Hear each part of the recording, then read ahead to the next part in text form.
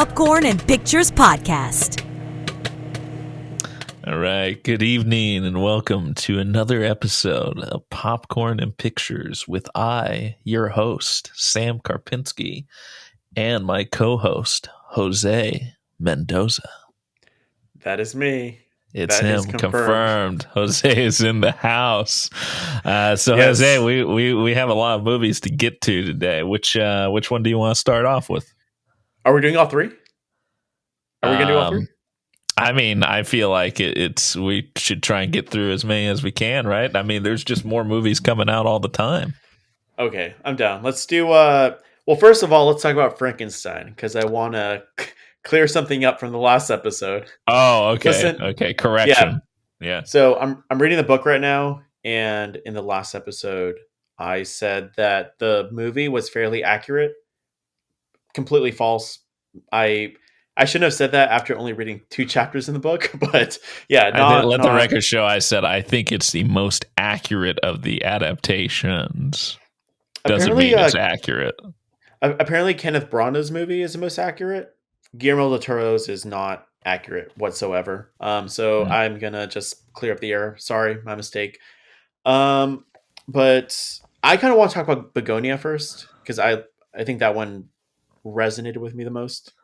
All right, even though it was naturally. My favorite. Yeah. Okay, take us away. What did you like and dislike about Bugonia? Bugonia, surface level, what it's about 2 small town guys believe this conspiracy theory, that a CEO for who they work for might be an alien, and they abduct her, and the rest of the movie happens. And I like the idea of the movie. That's why I was so drawn to it. So for starters, the film director is Yorgos Lanthimos, who I know you're not a fan of, naturally, which is fine. I love Yorgos Lanthimos. So in this concept, I feel like is very much just his. It's just so out there and wacky that I was really excited to see what he was going to do with a story like this.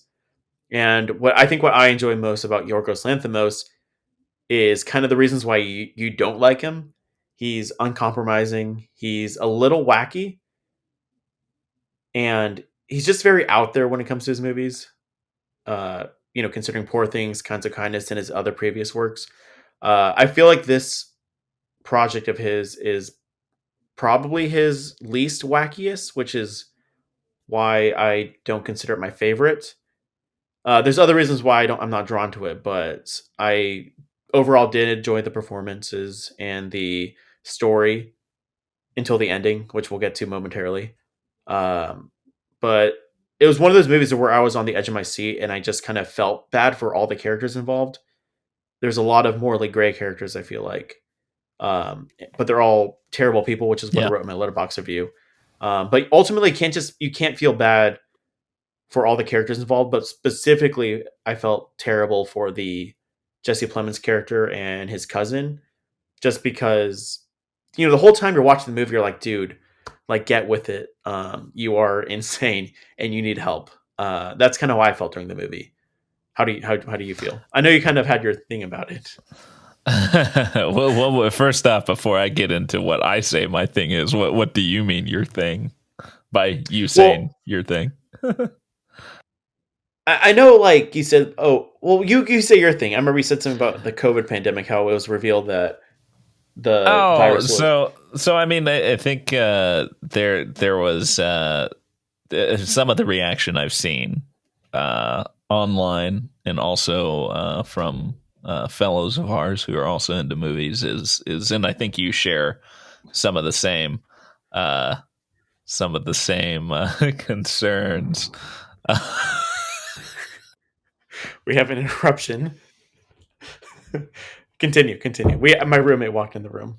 Nate, yes, well, a candid podcast here, folks. Anyway, was the concern that, based on the end of the movie, and spoiler warning for those who haven't seen it, the end of the movie, basically, in the context of the universe, it turns out that Jesse Plemons' conspiracy theories are correct. it still doesn't like necessarily absolve him of some of the stuff he does or some of the ideas he has, like how crazy they are. But it to some people, including my co-host, came off as somewhat irresponsible. And my counter to that was, yeah, but we also live in an age where stuff people thought were conspiracy theories or dismissed as conspiracy theories actually turned out to not be conspiracy theories. So I don't think the movie, frankly, was commenting too heavy on that. I think it was more talking in general, just kind of like the online nature of society. I don't know if it was like actually trying to take a stance on like how you should treat every conspiracy theory, but more, just kind of like to take a beat and kind of examine things more. But I guess my take on the movie can be boiled down to it didn't really impact me in any meaningful way. It was fun. I was very entertained at different points. It was a lot funnier than the other Yorgos films I've personally seen. And while it still had some hallmarks of his films that I didn't care for, I do think it was the one I had the most fun watching. A lot of dark humor interlaced throughout, and some absurdism, which isn't out of the norm with his films. So, but I just kind of left like, okay, it kind of is somewhat of a quasi environmental statement, but not really. It doesn't really feel like it goes all the way with that. Not that it needed to, but it also just kind of feels a little inconsistent. And it just kind of ends. It just kind of ends. So the conclusion like is kind of like every character who is not Emma Stone kind of gets their just desserts in a way, or at least that's how the movie is portraying it. Sure. And then Emma Stone's character, again, spoiler warning, but I mean, she is in fact an alien, as Jesse Plemons' character suspects, and she just kind of like is pushed over the edge by Jesse Plemons' treatment of her, basically like, oh, there's no redemption of the species. Anyway, I think, yeah. Well, I think for me, the reason why, because initially I was loving the movie, and I still love it, but I thought the movie was like fantastic up until it's revealed that she's an alien. End. Yeah, yeah. My issues with that is kind of what you touched on, which is pretty much the very end. It's literally the last. I mean, it's like in the last 20 minutes or 10 minutes. Yeah, I say even less than that. For starters, I think it's maybe a little irresponsible. I don't think this movie is going to make a huge splash where everyone's going to see it, but it does kind of give this message that... Put a pin in that just for a moment. So you were saying, Jose, we're back. Yeah. So partially why I felt like... the reason why, I took some points off my rating of the film, of the overall film, was for starters. I feel like the movie's a little irresponsible. I don't think it's going to make a huge splash that everyone's going to see it. However, I feel like it does kind of give people this confirmation that, hey, your outlandish beliefs might be accurate, which, in some cases, yeah, sure, believe what you want to believe, if supported by evidence. I feel like this movie was like so extreme. Like, she's an alien. Like, let's be honest, that's like a huge jump, right? So how many people out there? This is a remake of a Korean film, which I wish I saw. Yeah, I kind of wish I saw to see this. I heard that in another podcast, but I did wish I saw that movie. So there's that, how it could be a little irresponsible. But then secondly, and I think most importantly for the overall film, it kind of changed how the whole movie is perceived now, especially on a second watch. So, and I texted you this. When you first watch the movie, you're a little worried for Emma Stone because you're like, holy shit, I am held hostage she's by held these hostage psychopaths. by insane people. Exactly. Yeah. But now the context is, I'm caught. How am I going to get out of this because I'm an alien, I don't know if that's going to translate well on a rewatch, because I kind of enjoyed... My enjoyment of the film was a sane person being hostage by insane people. I think that's where a lot of the fun comes from. The fact that now it's almost like confirmed that she's an alien, I don't know how well that's going to do on a rewatch. Because in my opinion, that just totally made it a completely different movie, right? Am I wrong to think that? I don't know, because I mean, full disclosure, I had looking up the background of the original film. I knew going in that it was a high percentage chance that Emma Stone was in fact an alien. So you knew that going into it. Yeah, so maybe that that changed it, for me, to where it didn't really come as a big tonal shift, because I knew it was Okay. coming. Okay, sure. I do think, though, kind of a sidetrack, but something I wish was explored a little bit more, was when she is found out to be an alien, or when it's revealed. She goes through one of the rooms in the basement of Jesse Plemons' Yeah, character, I forgot and about that. yeah, and like sees basically all these people he's killed and tortured, thinking they were aliens, and they kind of very briefly have a quick snippet of a conversation with her and him later on, shortly after, where she kind of has a back and forth, and it sounds like some of the people he got were not actually aliens, but some of them were. And I thought that would have been interesting to explore more, like, oh yeah, it turns out he's right, but in the process he did all this damage, which culminates, of course, in him inadvertently killing his mother. Right. So I wish they kind of explored that more, because that's also more fascinating to me. You grapple with the consequences of something you think you're doing good, Yeah. and then you find out actually you're kind of a low-key, like you said, psychopath or a monster. And they just barely touched on that, and I thought that was more interesting. They could have maybe done more. I don't know how. It probably would have had to restructure the movie a little bit, but I just think it would have been interesting to go down that rabbit hole. I feel like because in the movie too, he says, I could be wrong. I saw this movie maybe. Well, I can tell you exactly when I saw it, actually. So it's been a while, but I think in the movie he says something like, sacrifices have to be made for the greater good, or something like that. I feel like that theme could have been explored a little more, but again, yeah, I agree. with the fact that she's now an alien kind of confirms that theme, when really, like, I feel like there should be kind of a question. Well, I held guess there. Yeah, I guess that kind of gets actually to the larger question. So, like, you come out of the film, right? You had your thoughts going into it. You were really vibing with it up until kind of the end reveal, or just the conclusion. Like, what do you think the takeaway is from this movie that the director was trying to have you take away? Yeah, I was gonna say that. I was gonna bring that up too, because if you saw, Ari Aster was the producer of this film. Did you notice that? I did not, but that kind of makes a lot of sense. Yeah, and considering the fact that he made Eddington earlier this year, I don't think it was like, oh, I'm gonna make Eddington in response to this movie.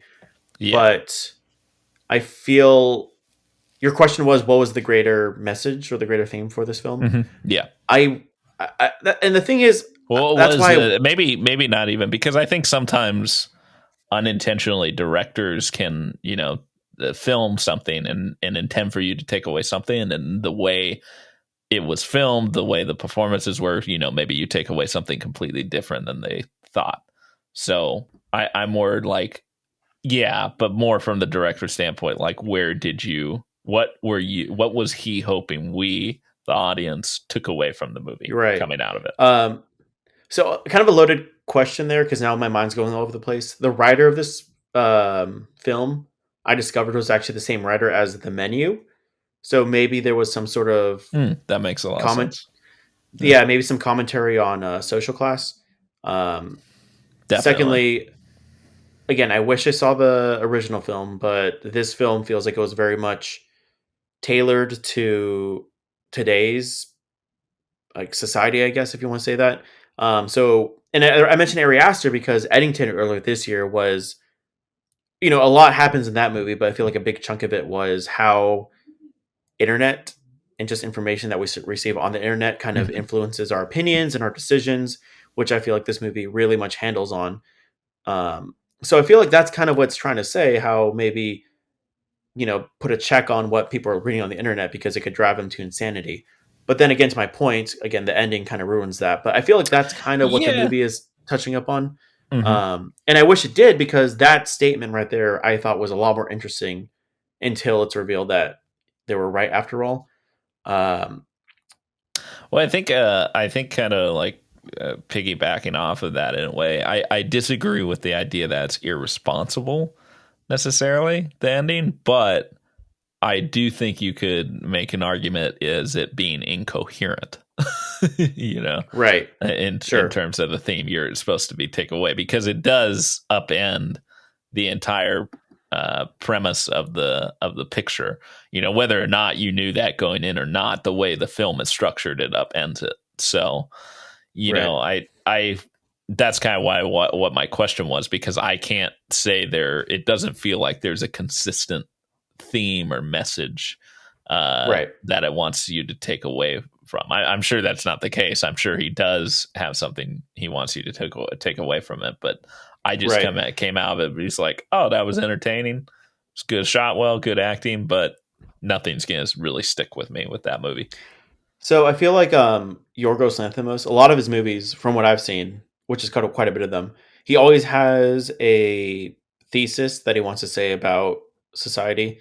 I know you haven't seen some of them, but like Dogtooth, for example, is just helicopter parents, and how how that could affect the children if they're not exposed to the world. Poor Things, what could be said about that? I guess just what it means to be a woman. But my Borderline problematic. Indeed. I will say this though. I think, as much as I love that movie, I think ultimately it's still directed by a man. So that's kind of the issue there. Like, what does he actually really understand about the women's experience? We Yeah, I won't get mean, into that though. I don't think, yeah, well, yeah, I'll just say my quick piece, and then we can talk about Poor Things on its 10th Uh anniversary or something. Like, it wouldn't matter. I mean, yeah, I think it makes it even more problematic that it was directed by a yeah, man, but it would still been problematic if it was directed by a woman, given the central plot point. sure, sure. Um The Lobster is about just relationship culture. How if you're in a relationship, you kind of side with like, oh, it's great to be in a relationship. When you're single, you kind of, you are an advocate for being single. With this movie, it's hard to put a finger on it, because again, I think it might be how we're just fueled today by just all this abundant information that we're given to the internet, some real, some fake, and how that motivates our decisions. That's how I see it, though. I could be totally wrong. Um, I will say this though: Yeah. the fact that we're talking about like what the movie means, I feel like is a testament of how challenging and how great it is. Even though there is the issues that I have with it, I still think it's worth watching. Ultimately, I don't think. Yeah, I think. I guess what's a little frustrating to me is, yeah, you know, I'd rather obviously have a movie that is thought provoking, you know, but like it provoked thought, but to what end? I guess is kind of my issue with it. It's like, well, like what was the point, you know? So yeah, I don't know, but you know, maybe if on a second watch my opinion would change, but it just feels like it was entertaining, and while it was trying to say something, it didn't yeah. actually coherently say something. Right, right. I will say though, even though if we're not really set on what the movie's about, I think a lot of the movie is great. I still miss, because his previous movies kind of use this like fisheye lens, like obvious apparent from Poor Things. I wish we saw more of that. We didn't quite get that in this movie. I thought the performances were great, especially Yeah. from the cousin who I'm looking up right now. Yeah. His name is Aiden Hmm. Delbus, Yeah. um, which apparently he is autistic, as presented in the movie. But I think he's very much, I don't know. I heard on podcast again. I'm Yeah. going to I mean, repeat it. I it think doesn't. he carries the movie. He's Yeah. like I the feel heart of the like. movie. Yeah, I mean that's cool that he's he's actually autistic. I feel like that's actually makes it more impressive because it's like a Yeah. double layered performance in a way because you're Oh, for sure. And I it, will say as too, an autistic person you kind of have to contend with other natural factors. So yeah, I Emma agree. He was Stone. great. Emma Stone, I thought was, she was good, but nothing. I've seen her in better stuff. Jesse Plemons, though, I think this might be his best performance from what I've seen because he's I really creepy. He's very, very creepy. Yeah, I'd say that, and I'd actually go a step further. Yeah, he's creepy, but you also do feel for him at times. Like he does Yeah, at different points come off as a sympathetic figure, So, yeah, 100. and percent that is mainly due to his performance. I agree. I agree.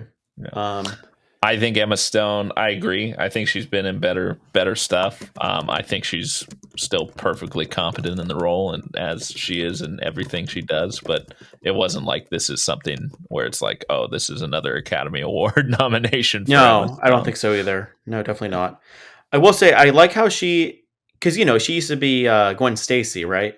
Um, Indeed, but the last few years, I feel like she's really taken a step back from that Hollywood, uh, I guess, aspect of her career and just kind of becoming the yeah, next more Tilda art house. Swinton. Yeah, more Yeah, art house movies. yeah, Indie films, not big budget yeah, like being an studio advocate movies. for these art house films. Yeah, which I mean, Yeah. more power to her. I'm not gonna complain. I think Mhm. uh, I think she's the greatest living actress of our generation. I agree. Kind of a joke here. Maybe Yorgos should maybe take a break for a year or two, and maybe can pump out another masterpiece like I Poor Things. do, yeah, I do. I mean, I don't agree. Poor Things is a masterpiece, but nonetheless, I do think you're always pumping it out that fast. You're just inevitably going to have a diminishment of quality. So I Yeah, agree. I think he should take a break, but I'm also not a big fan of his, so sure. it's not going to matter that much to me. This is kind of for the listeners, but I really think his best movies. We talked about Poor Things. I think his next best is Killing with Sacred Deer, which I highly advocate for you to watch, Sam. But Yes, one we'll day talk I about that will. one day. One day I will. I Yes. do want to quickly touch on just a side note that I put in my review, but uh, I felt like I don't think he was necessarily maybe intending it to comment on a larger issue, but just the fact that the cop was Oh yeah. to put mildly, had some problematic backgrounds. PDF file. Yeah, yeah, that it coupled with the fact like he's a stereotypical fat cop, who's always got to be munching on a donut. It was like to me, like I'm not saying that to be clear that there's a bunch of cops who are pedophiles, Right. No. but it was more kind of to me. I felt like a little like also indicative of that a lot of police just aren't trained very well, or maybe shouldn't be in the job to begin with. I see what you're saying, but I was I able to don't. buy. I was able to buy the fact that this cop was maybe the chief officer of that town because of how much of a rural place that was. I'm able to buy For that might have sure. been. For sure. I do. I mean, yeah, but I still don't think that's an excuse even for rural towns. But that's just commentary on society. That's not necessarily Yeah. commentary on the movie. It was funny Right. though. And It was funny. I Well, the sick part of me did enjoy seeing that guy get his just desserts. I agree. I agree. Probably the one and few only times the movie's truly satisfying. It feels like a Tarantino movie at that point, but yeah, I agree. It was nice to kind of see him get his just desserts. Yeah. Uh, So final thoughts. um, Final thoughts. I kind of, I guess, in summary, would have preferred maybe a different ending. Maybe a bit more of an ambiguous ending. I think I would have preferred that more so than just a clear, obvious. Yes, she's an alien. Maybe that question of like, oh, she might have been an alien. I think I would have enjoyed that more. But overall, I do think it's still an achievement. I don't think Yorgos has made a bad movie yet. However, with every filmography, there has to be a least favorite. I think I'm set on, even though as much as I enjoyed this, I think this might be the worst that I've seen of him, but still a great movie. I think his other movies are just better, way better. which, for context, folks, a great movie for Jose Mendoza is a 7 of 10. Just wanted to Yes. add context there. To Yes, each 7 their out of own. 10. For me, a 7 of 10 movie, which coincidentally is the same rating I give it, is a good, entertaining film. Doesn't necessarily isn't transcendent, you know.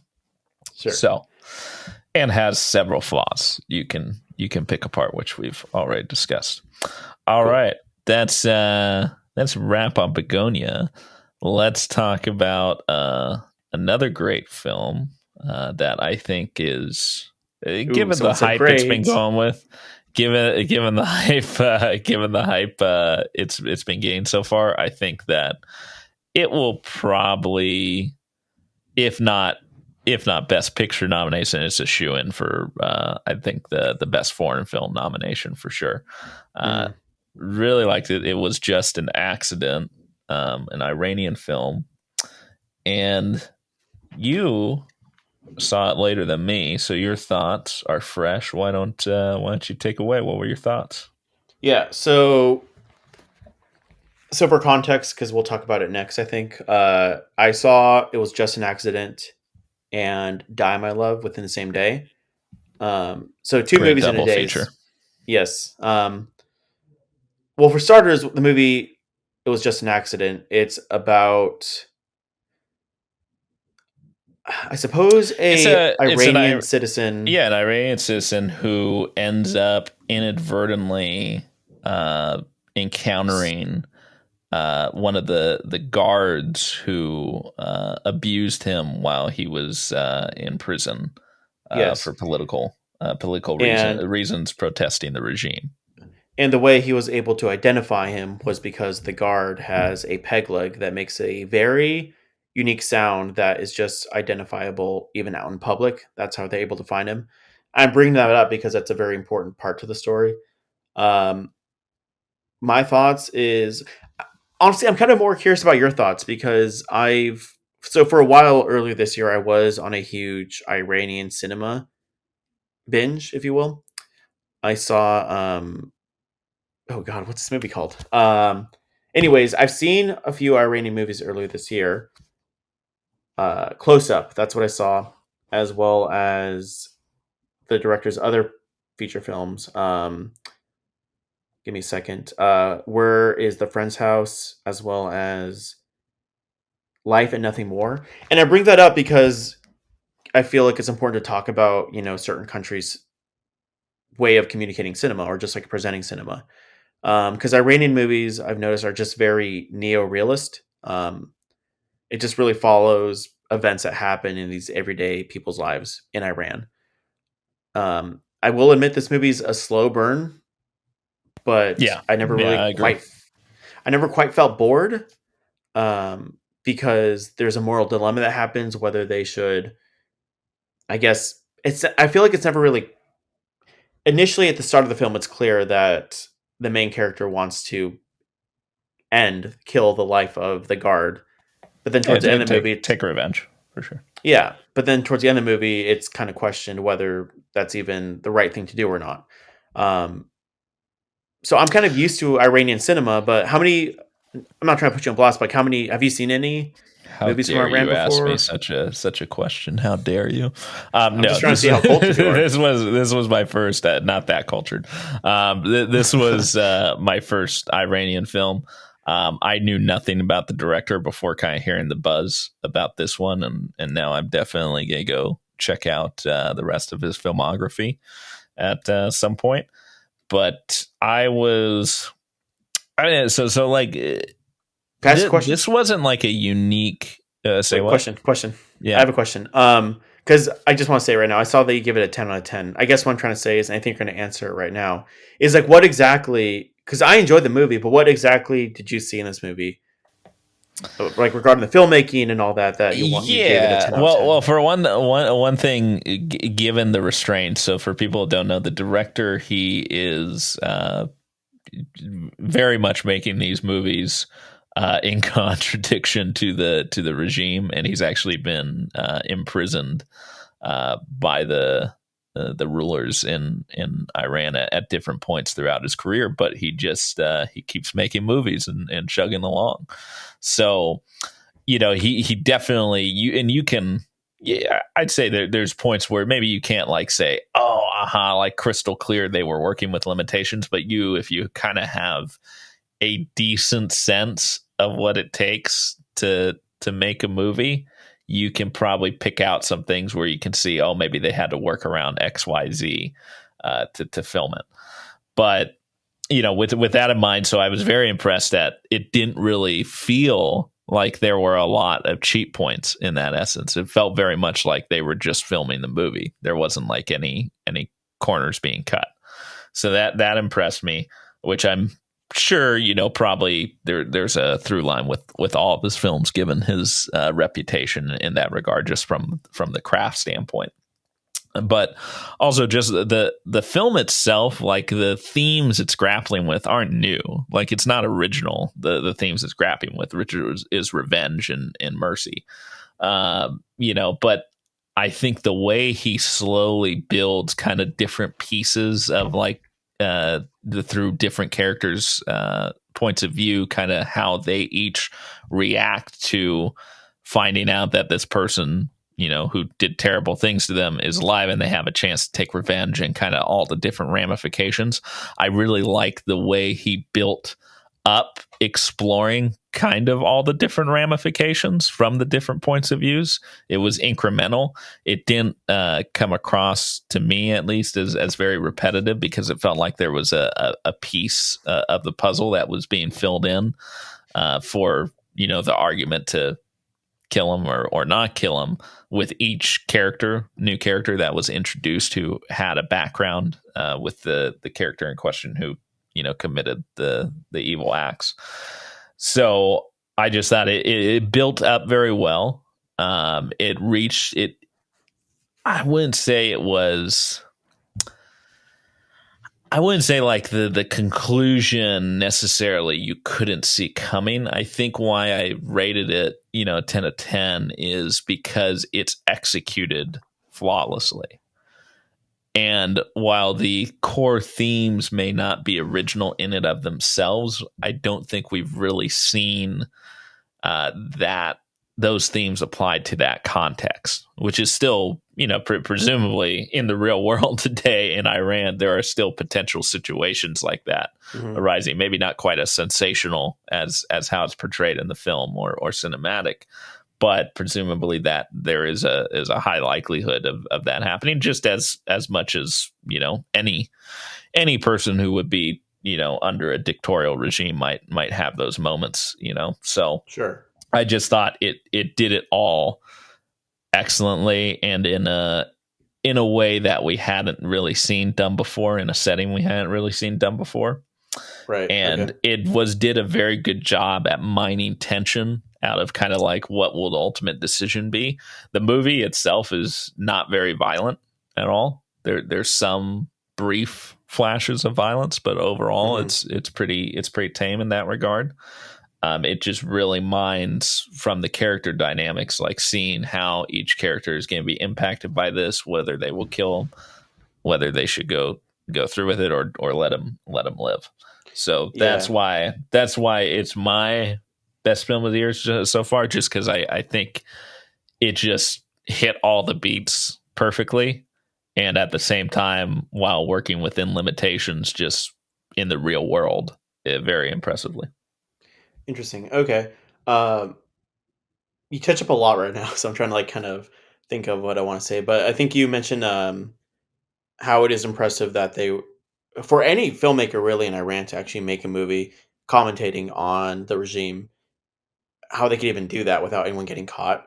Because I wanted to mention earlier this year, another movie that I saw was The Seed of the Sacred Fig, which was nominated for Best Foreign Film. But it's funny because the director is now a refugee, I believe, in Germany.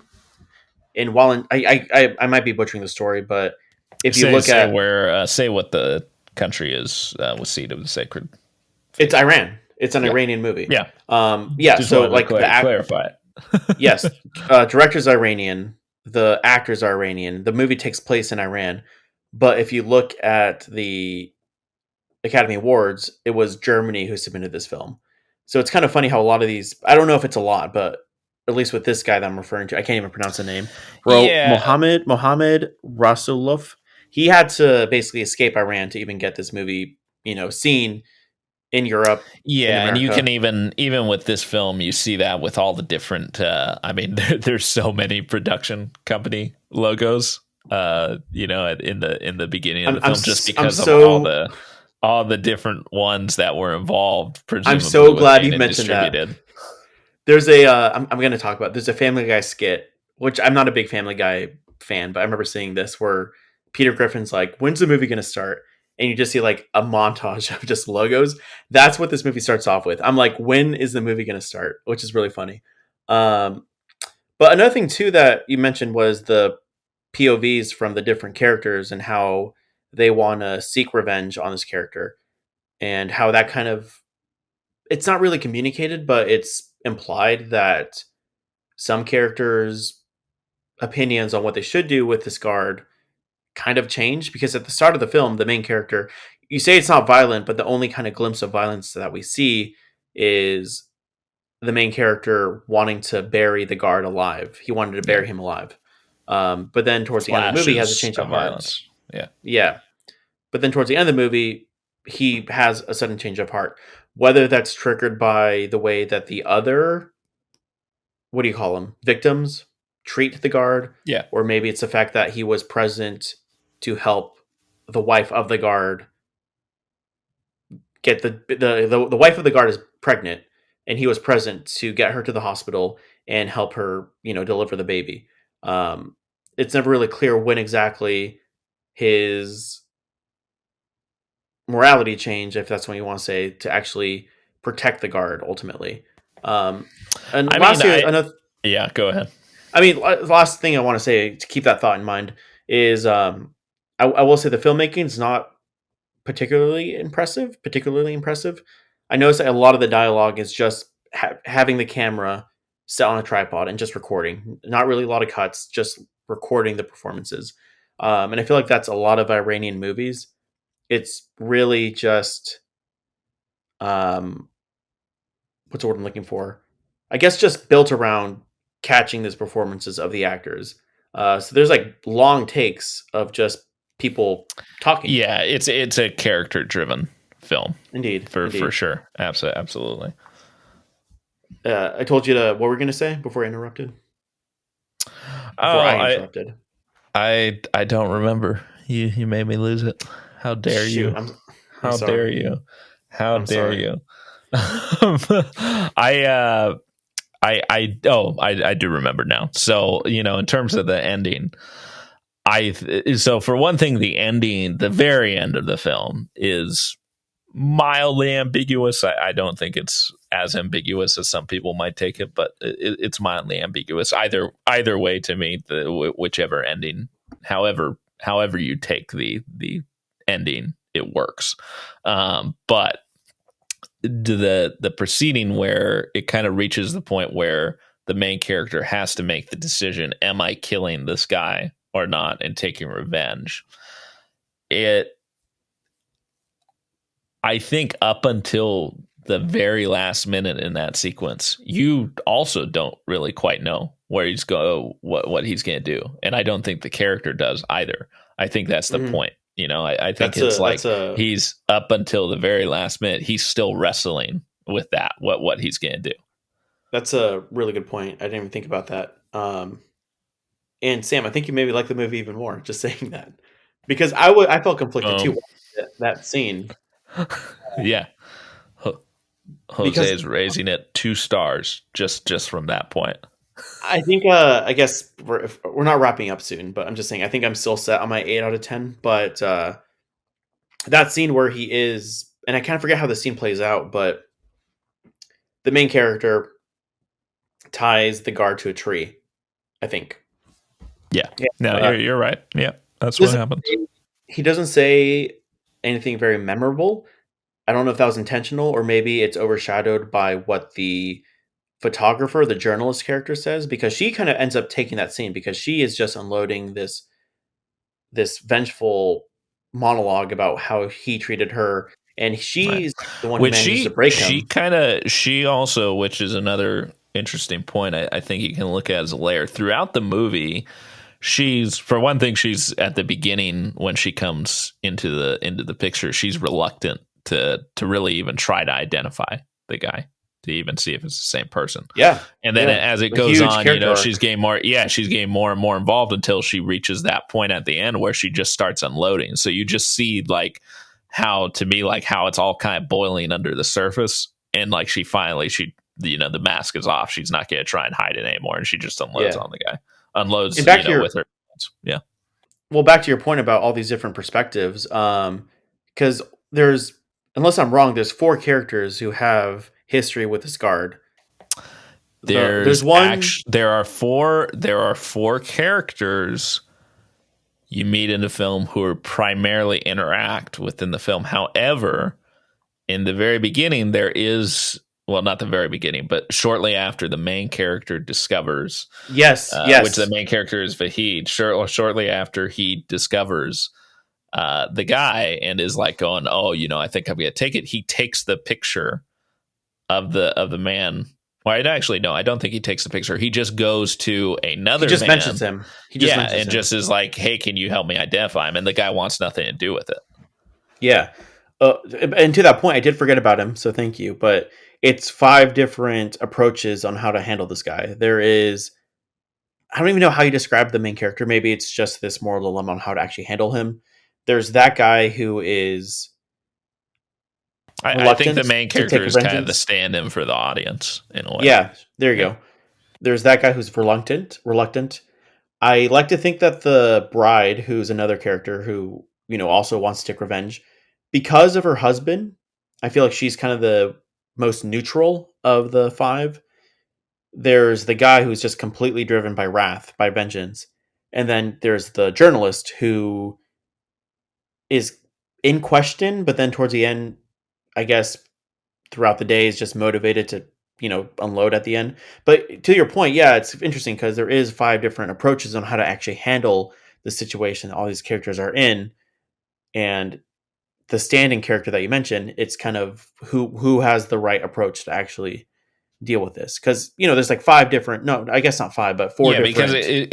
it's portrayed, in my opinion, that's also, he reaches the point where he's like not sure to go for it, and he's looking for an excuse to take the next step and kill the guy. Like he's looking for an excuse. He wants the positive identification. That's the guy. He wants to know, like, this is the guy. This is what he did to me. He wants to be able, in my opinion, to Justify say that, it. so he can, yeah, justify killing him. Wow. Okay. 10 out of 10. I'm kidding. I'm kidding. But, I mean, Jose, I like these type of movies. this is I love. what happens when I contextualize things for Jose. This is what happens when movies are challenging and they demand a discussion. That's the type of movies I like. I'm just saying. No, I'm just no, saying. it's definitely worth. And I put in my review, I was tongue in cheek, obviously, but the best cinematic mediation on Revenge and Mercy since Count of Monte Cristo. But again, just getting those. And I, like I said, pick your version of Count of Monte Cristo. The idea is, Count of Monte Cristo is kind of the classic revenge / Mhm. mercy tale. And so I really think that was it. It was like, this is like something, it's portrayed in a way, in a setting we don't see it often done, Mhm. and done very well. And yeah, it's more of a character study. It's not like very sensational, but it's just, yeah, it makes you think, and it Yeah. makes you immediate like, okay. Whereas something like Count Monte Cristo is kind of like, kind of more fantastical in a little way, in a little Yeah. bit of a way, because you have the whole plot of him coming back as a count. This is much more grounded. It's like, okay, if it were you and you discovered the guy who did all this harm to you and you had the chance to end his life, would you? Yeah. I admittedly haven't seen or read Monte Cristo. I had to watch them in Yeah. college. Which movie? Um, The one with Guy Pearce and Yeah, the best version, which admittedly is not that accurate to the book, but you know. I had to watch that for for a psychology class. I had to psychoanalyze a character from that movie. Who'd you So psychoanalyze? Real quick. I couldn't tell you. I was really bored by that movie, so I don't remember much about it. Another a Mendoza hot take if I ever heard one. That's a very fun movie. Is it a masterpiece? Far from it, but it's fun. It's entertaining. It's got some good themes. It's Go funny because check it out. I think on my Letterboxd for a very long time, you were the only one who actually saw that movie. Well, yeah, but you know other people who've seen that movie. No, well, like I'm Yeah, saying, you do. Yeah, you do. The Douglases, you know, doesn't matter. Doesn't matter.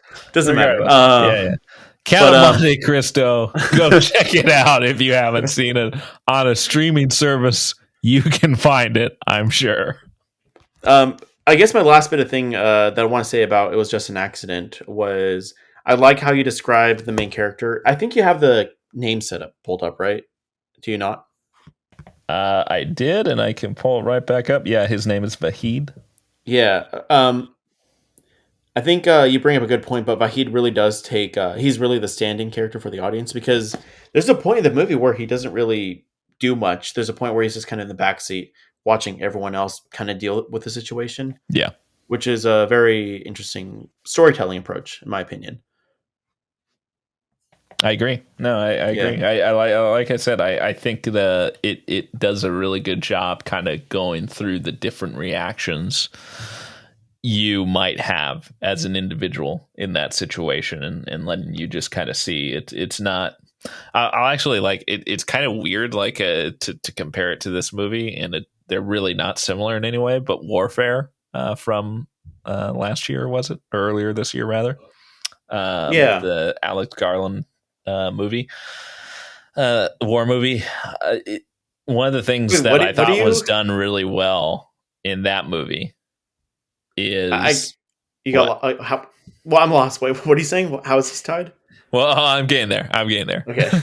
so one of the things I think it did well in that movie is it showed you like all the different perspectives of possible perspectives of a person in the situation of an insane firefight happening where there's like no clear way out. You are fucked. You are done. You know how you get react. You know you're back is against the wall. You got no way out.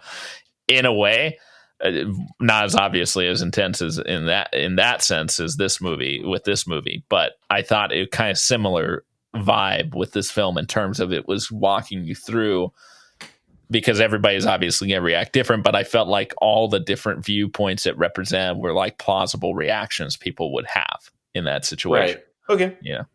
Interesting comparison. I don't disagree, but I never saw it that way. But yeah, I could see that. I mean, there's other films that could fit the criteria for that too. That's just the one that's freshest in my mind when thinking of a comparison. Okay, cool.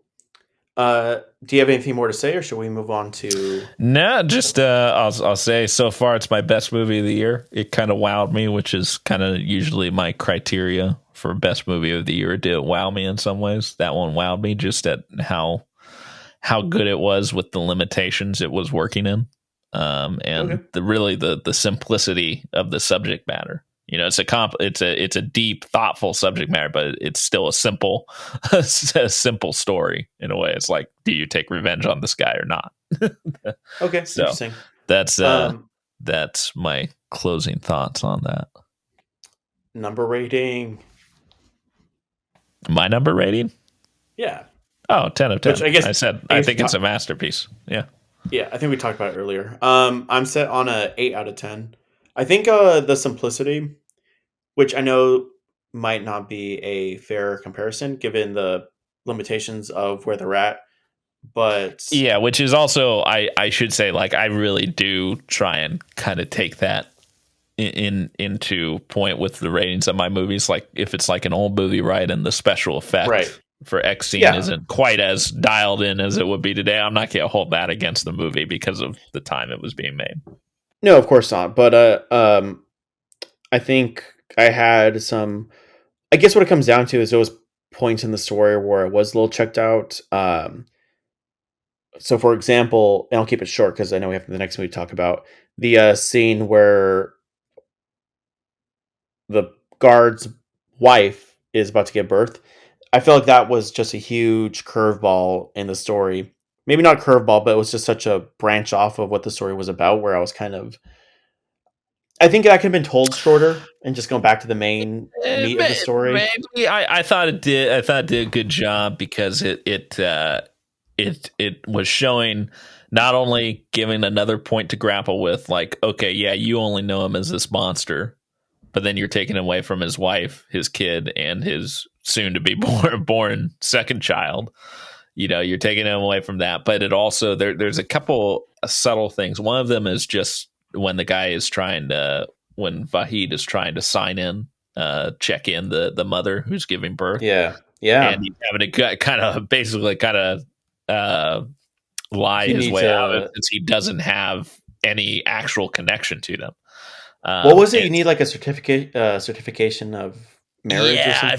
I forget. I don't think it was necessarily a certificate of marriage, so some sort of identifier, that you have a connection to the person. And it was just a little quick, subtle thing, which I think the director kind of, which I'm curious to see if it's more of his films, it's just kind of pointing like how insane that is, that the guy is literally trying to help a woman give, who's giving birth, and they're trying to turn it away based off of, oh, maybe he's not the actual family member, an actual family member. That could very much be a commentary on how that's just a totally fucked up system that they live in. Absolutely. I think it was, but it just added kind of more to the thing. Like, are you going to punish, the family for this guy's sins? Yeah, true. Last thing too, because I thought about this, which I haven't even mentioned it once, but if you remember, I had to watch this movie 1.5 times technically because I had to leave the movie early. It's true. Jose was like, "This movie's just too slow. I'm out of here." I was falling asleep. I just gotta point something out. I don't know if I should answer it. Arnold, the real hero, is calling me. I mean, you can pause it if you want. Let me pause it. Let me pause it real quick. I apologize to the listeners. We had to break for a moment. We had to take a call from, believe it or not, a genuine, honest to goodness actor who's been in an award-winning film. We'll let you deduce who that is, but I can't say his name. Anyway, going back to anything more on it was just an accident. No, let's move on. Let's move on. All right. Go check out It Was Just an Accident. It's still in theaters. 8 out of 10 for me.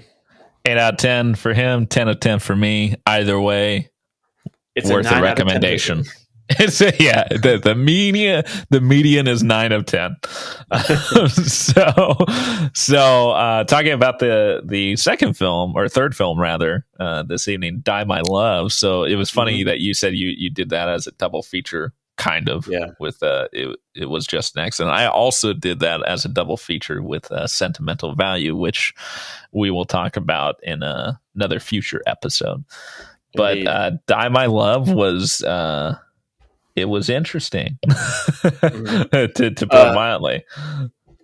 So let me introduce this movie. Go for it. Explain the kind of the director's film style too. Yeah, for sure. Because that contextualized a lot for me in the movie when I knew who was doing it. Okay, well, what do you know? Well, just that the director, her films are generally known to be like very like heavy subject matter. Okay. And don't really give like a clean, like nice, all is well that ends well, or happy ending type stuff in her films. Okay, interesting. So we're referring to Lynn Ramsey, the director of Die My Love. And I've seen a few of her films. I've seen Ratcatcher and You Were Never Really There. A lot of her movies are driven by human psychology and similar to Yorgos Lanthimos. Not as absurd. In fact, it's not necessarily the same type of movies that they're making, but she's very uncompromising and she likes to tell her movies her way. And the way she does that is she presents a circumstance that the characters are going through, and through literally just montages is really what movies are. It's she really leaves it up to the audience to kind of fill in the blanks and just kind of understand what exactly the characters are going through. So if I can just talk about her other movies, Yeah. Ratcatcher, which I've only seen once, is, and I saw a long time ago, which I don't even know if it's in the right country, but I think it takes place in Ireland, possibly. Um, it's about a boy who and it's not a spoiler. Happens very early on in the movie, but the boy, you know, accidentally kills his friend, and the whole movie is just him trying to cope with guilt that he might have killed his It's friend. it's set. I just looked it up. It's set in Scotland. Okay, Scotland. There you go. You Were Never Really Here is a movie about, which stars Joaquin Phoenix, is basically a movie about a mentally ill individual who, I think he is a mercenary in some way, that he rescues children hostages, but he's tormented by a lot of traumatic events that kind of now drives his everyday life. He is experiencing severe PTSD. He's not really mentally stable at all. And the thing is, when you see the promotional material for that movie, it's presented almost like this action movie when it's anything but an action movie. With Die My Love, the given circumstance is that Jennifer Lawrence is expecting a baby soon. She gives birth to a baby, and now we kind of see her I, postpartum depression. I like the way you said gives birth to a baby like it's some wild thing. A Yeah. baby of all So things. Can you believe she gave birth to a baby? I just want to make it clear that this is not a sci-fi. She does not give birth to an alien. She gives birth to a literal human being, believe it or not. But really, the movie is about her experiencing postpartum depression, and again, that's played by Jennifer Lawrence. Robert Pattinson is the husband, and it's kind of seeing Jennifer Lawrence's character, I guess, basically go through depression, and in return, we see Robert Pattinson trying to make this marriage work, even though she is very much a loose cannon. Yeah, They are he's from. yeah. I mean, I'll get to his character in a little bit, but continue. I mean, I was just going to wrap up. A big thing that motivates her, or not motivates, but triggers her depression is, it's not really said, at least not from what I remember, but they moved from New York to Montana, and she's not really happy about moving to a small town like that. In fact, it seems like a lot of decisions that Robert Pattinson makes, she's not happy with. So, for example, it's moving from New York to Montana. A scene that's shown in the movie that's a huge kind of impact is that he adopts a dog when she wanted a cat, when she really didn't want a dog. Um, it's something that I read into the movie too, is that maybe she didn't even want the child, but Robert Pattinson, you know, given that he's kind of the patriarch of the family, or the, whatever, he kind of, I wouldn't say forces her to have a baby, but maybe that was his decision to actually have a baby, and she's not happy with that life decision. Well, minor spoiler. There is a plot point revolving around condoms. Robert Pattinson uses, so Yes. he clearly did not use it to conceive the child with No. Jennifer Lawrence's character. Her character's name is Grace, but um, I kind of agree with you. I think so. For one thing, just as a broad overview of the movie, right? I'm obviously not somebody who has experienced postpartum depression. I probably never will. It's unlikely unlikely to happen. But that is, in terms of like how you would depict that in a film, That to me, just on the outside looking in for something I've never experienced, would seem to be like a way, oh, that's what it would be like, Yeah. that this is how it would be. While I watching the think, movie, though, yeah. sorry, real quickly, I think while watching the movie, I feel like there is there is other psychological undertones that she might be going through that's not really ever explained. Well, she could be, I mean, could be somewhat psychotic at Yeah, different points. yeah, So, she goes through you major argue. Yeah. she goes through major emotional swings basically throughout the movie. Um, so I kind of thought maybe bipolar disorder.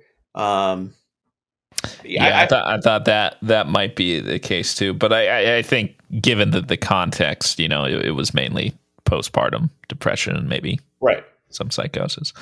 sure. So I what was your point? I was going to respond to it. Oh yeah, the idea that they never meant to have the baby. Maybe I don't think it really makes a clear stance one way or the other. Other than like what I said. The implication that Robert Pattinson has clearly used condoms before in his character in the Right. film, so it seems like they would know if they were trying to not have a baby. Right.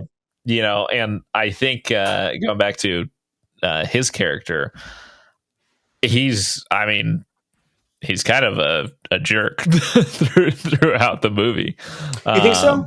I kind of think so. I think definitely like she is 100% in the wrong on some things, but he's also just not very understanding at all about what she's going through.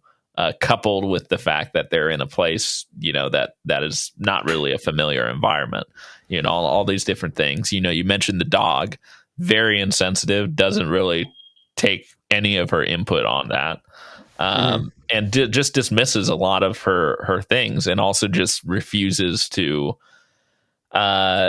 just like give to her and like do stuff that she wants to do. He's always just kind of shrugging it off and being like, don't worry about it, or not right now, that kind of thing. And then which I'm curious if you think, because the way it's portrayed in the film, is that him cheating on her may or may not be a figment of her imagination. I think with the scene with some of the condoms, that it's kind of hard based on some of the dialogue and the context of that scene, that it's kind of hard to think that he's not actually cheating on her.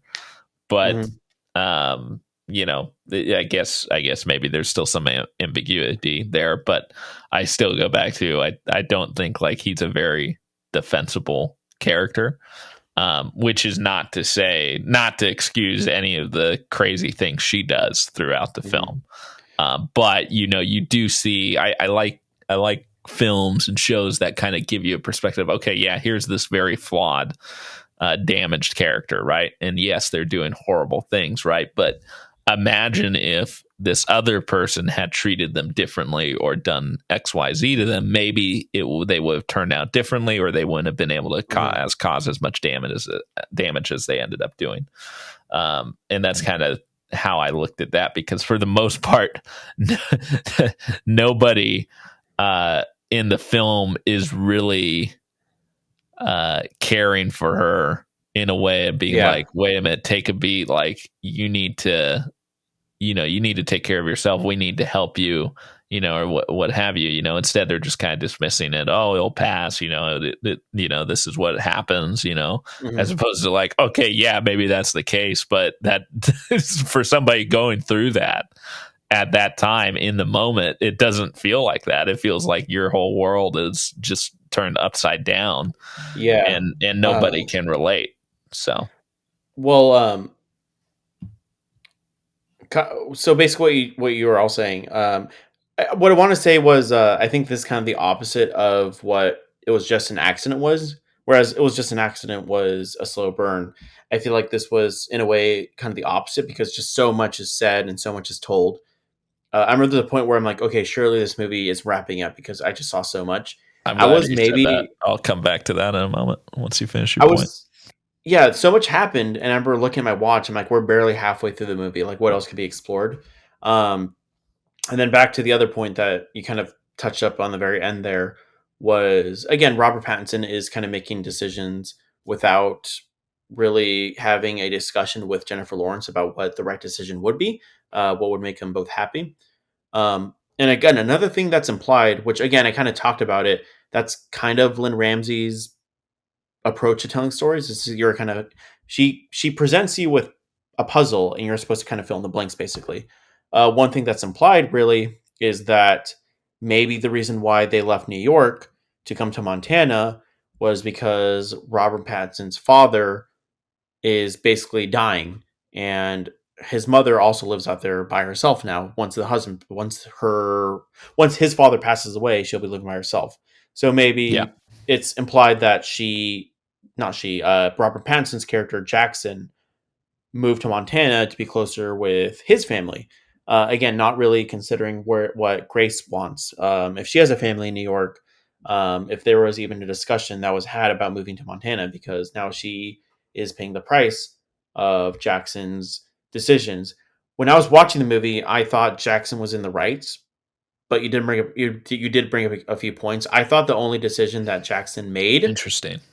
that he did without discussing was the dog. But now he did bring up these other points that maybe, yeah, he kind of is a jackass. No pun intended. Yeah, yeah, yeah, and again, I don't think the movie is like using him as an excuse for necessarily all the stuff Jennifer Lawrence's Grace does.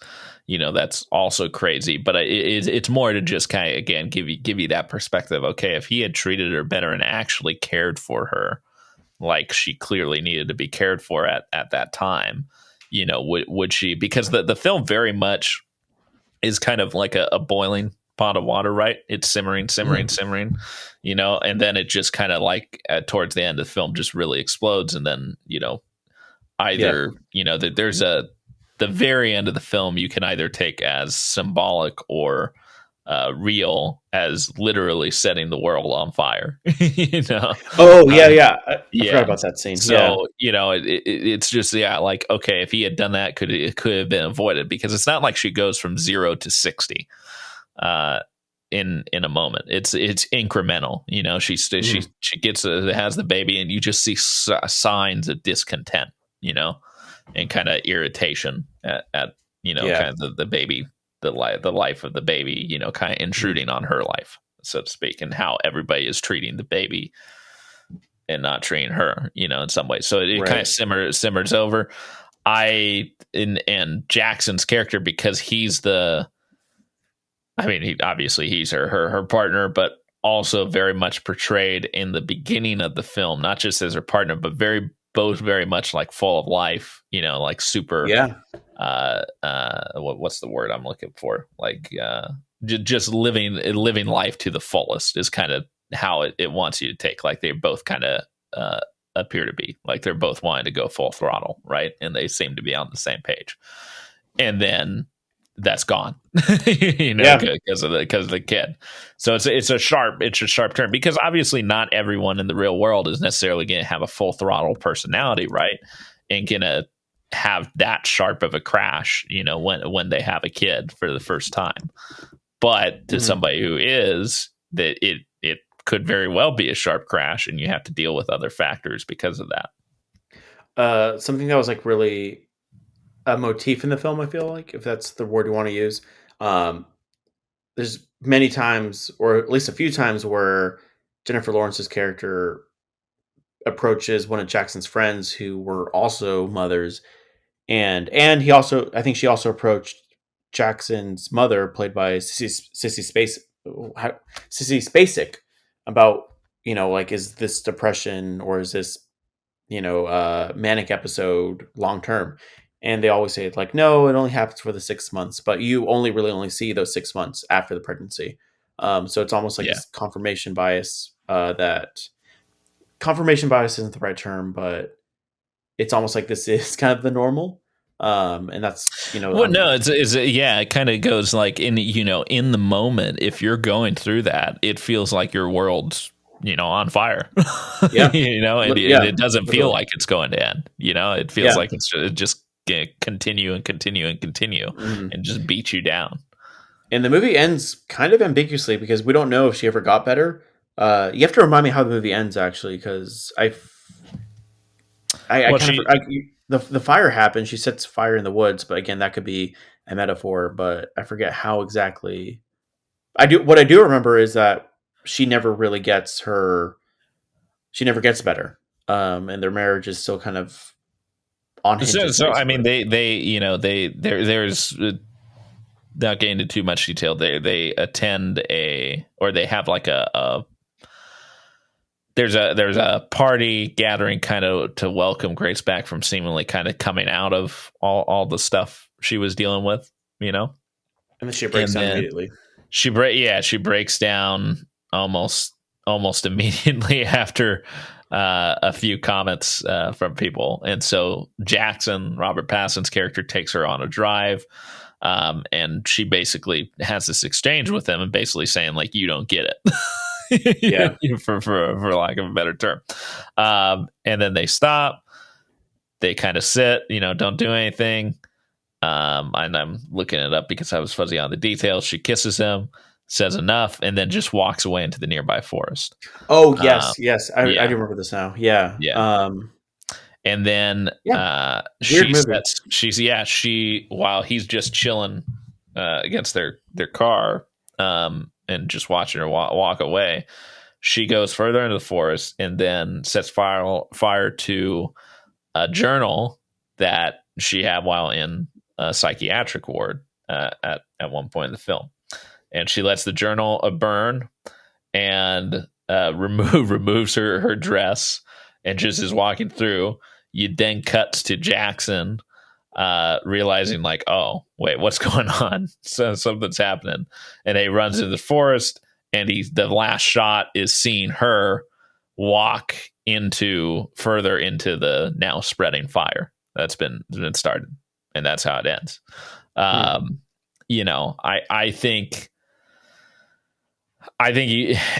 just don't think it comes off. It comes off, and I don't even know how to really pinpoint it, but it doesn't come off as like definitive that it's actually on fire. Everything's actually on fire. It's more just like, she's just kind of like, fuck it. Yeah. Sure. I'm done, and I don't care if people tried to help me or whatever, but none of them get it. I'm done trying to fit or cure myself or what have you.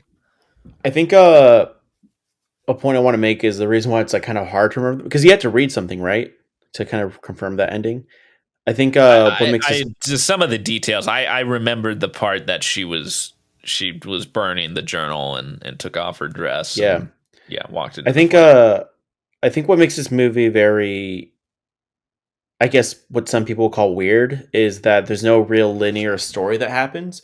It's just a lot of episodes of situations that the characters are going through, and that's literally all the movie is. It's just moments of Jennifer Lawrence having a psychotic episode, and then Robert Pattinson reacting to it. And it's not really a pattern, but it's just like an episodic movie, montages. I agree, of events. and this is something it worked. I felt like in some aspects for the movie and hindered it in others.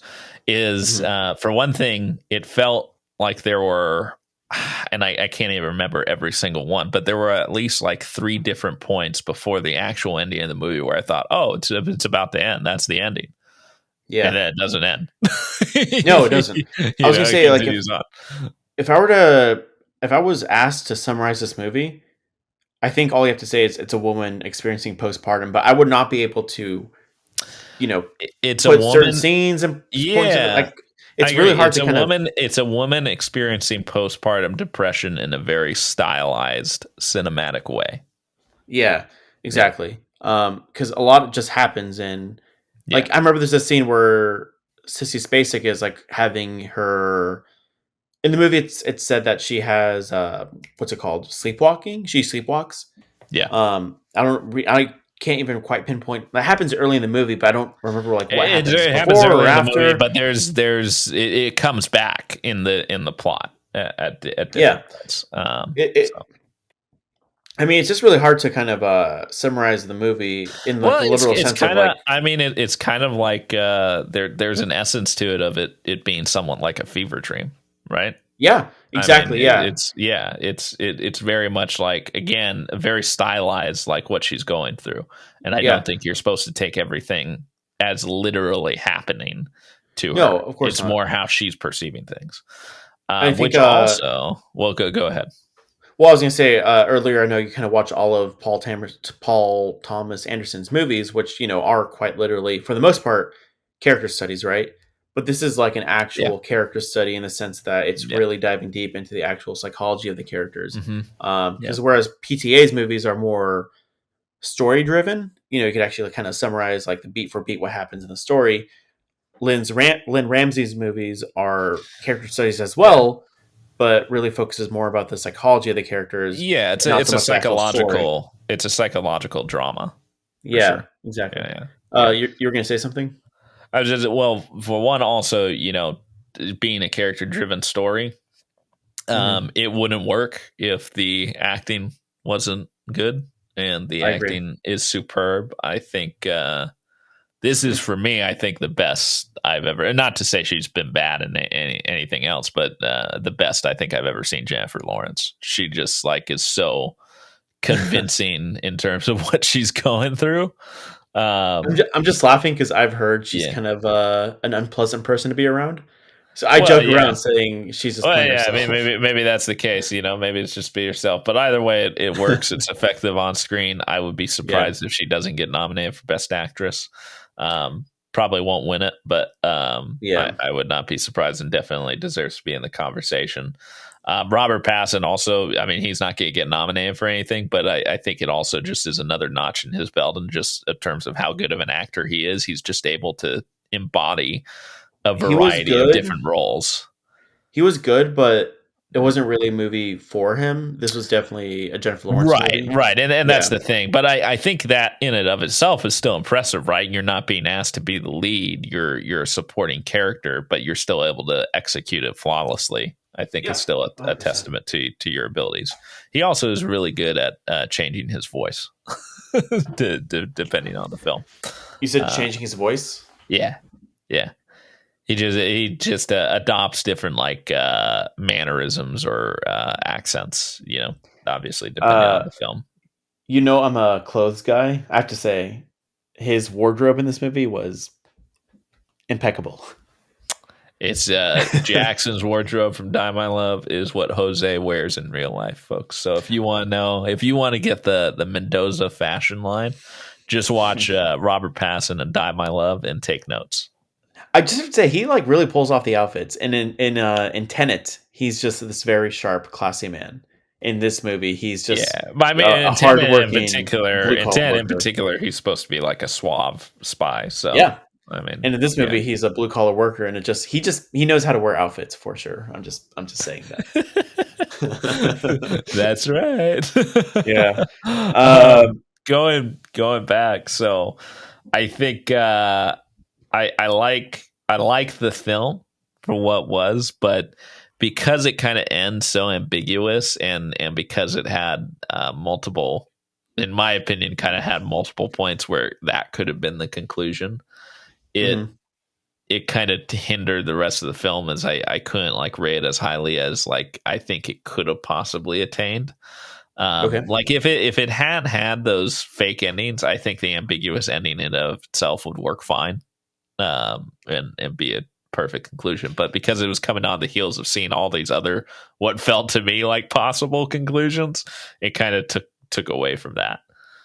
Are we wrapping up? I feel like there's actually not really a lot to talk about this movie. I think it's really good, but I it's just think kind of hard to. I think It's yeah, very much I an think we're close to experience wrapping movie. up.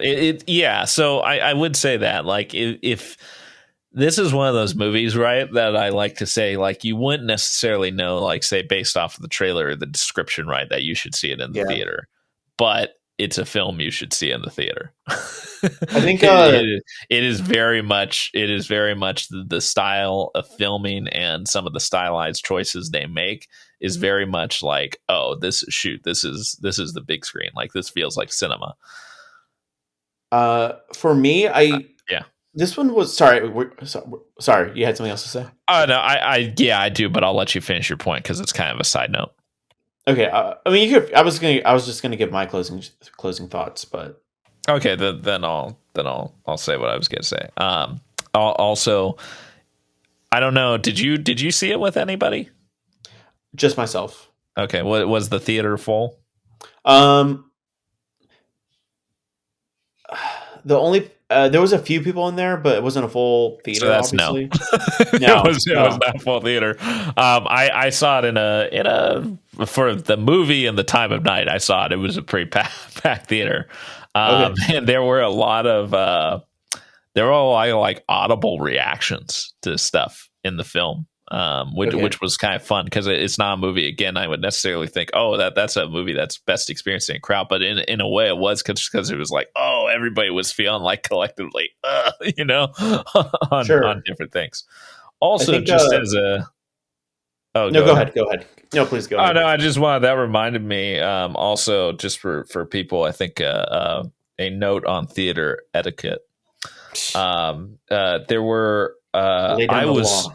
I was startled in the movie at one point, not by anything in the movie, but by a man several rows down in front of myself and my friends who saw it with me, who leaned over out of the blue, at least it seemed to me, and said, "Hey, can you shut up?" To you? To no, not to me, not to me. I would have really been confused at that point. He said to a few people like a couple of rows behind him.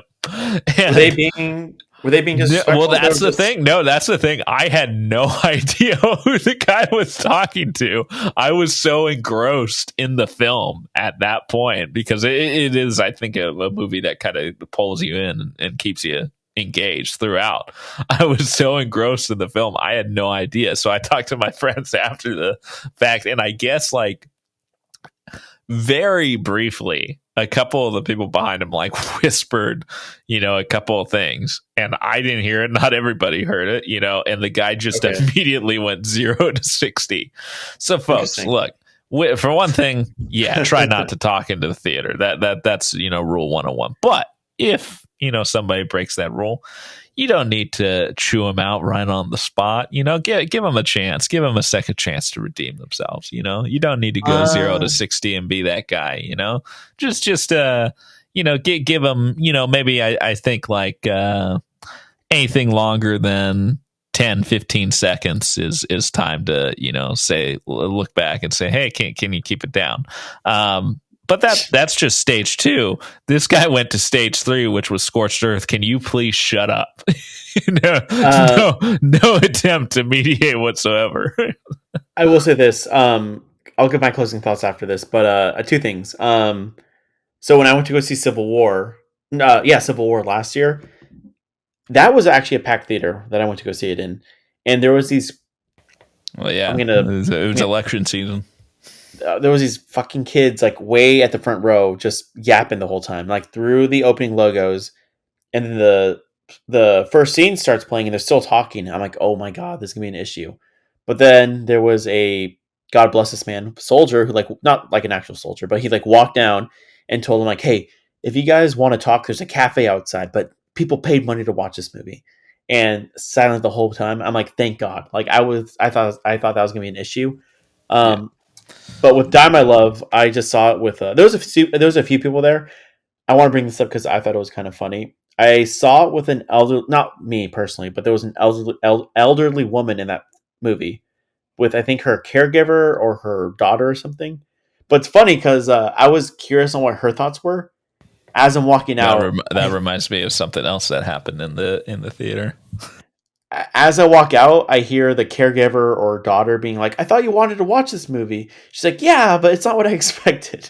I thought that was kind of funny because That I is don't, funny. yeah, Two quick notes. One, just get quickly rewind back to Bugonia because talking about reminded me. Somebody, I like just like completely, and I'm assuming it was like a mild seizure or something. Just like completely really fell dead asleep instantly at one point in the movie and just started snoring and like got up. Then people got them up and like helped them out of there, and they never returned. So Really? yeah, who knows what happened there? That was kind of whack. And then going back to Die My Love before we get to final thoughts. Lakeith Stanfield. Sorry, botching it. I don't know. He is completely wasted in that film. I don't think I like all the cast in that film. They all do well. I can't really say he does well because his character really doesn't do much. He's just kind of there for he's very much like a plot device. And I just want to point out, I thought he was spectacularly wasted. They just needed a pretty face. I feel like I thought the same thing, but again, I think they just needed like a really handsome guy to stand in. Yeah,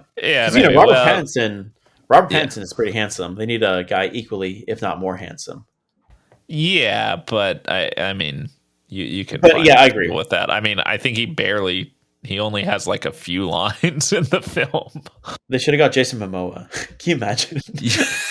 That would have been hilarious. Folks, if you haven't seen it in Die My Love, if you can picture Lakeith Steinfeld's character as Jason Momoa, that is a funny sight. Okay, final thoughts, wrapping up. Yeah, so I gave this movie a 9 out of 10, but I feel like that's not accurate. It's kind of hard to rate this movie. I think my enjoyment came from like almost like a train wreck and you can't look away almost. I feel like if I was out in the world and I just saw some psychopath like yelling at someone else, like it's annoying, but you just have to watch because it's kind of engaging to just watch this wreck of a person just kind of make a fool of themselves. That's kind of where I got my enjoyment from. I don't know like what part of Instagram you're on, but sometimes I'll just see like people just being insane out in public and they caught it on video. That's kind of what this movie's like for me. And that's I typically try to keep my feed free from such things, but we all can't be of great moral character as myself. Sometimes the algorithm gifts me with such a pleasant video, and that's kind of what this gives you what you feed into it. I guess so. And that's kind of where my enjoyment of this film comes from, just kind of watching this psychotic behavior. But as far as like a number rating, I don't know what I would give it. Right now I'm leaning on a 9 out of 10 just because I like the director, but I think I'd have to watch it again. But I get that. I don't think this is a film I would necessarily go back to. It wouldn't be like if somebody like said, if I was in a group or something and somebody wanted to watch it, like I wouldn't say no. Sure. But for one thing, it's not like a very pleasant film. It's not like fun in any way per se. I'm gonna put this on during my family Christmas party. Yeah, exactly. It's not that type of film. Not that type of film. I think the reason I give it like an 8 of 10 is just kind of like my aforementioned criticism of kind of like how it kind of fakes you out at different points in conclusions, or trying to like present different things as conclusions and then doesn't actually conclude for like another 30 minutes. Right. I felt like, Sure. Yeah. So I felt that was, and also just like it was, I know, like, the Lakeith Steinfield thing is like, it's like, what a waste of a talent. So those are the things that holds it back for me. Why it's an 8 of 10, not a 9 or a 10.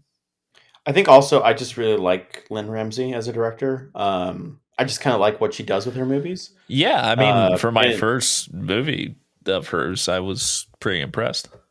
Yeah.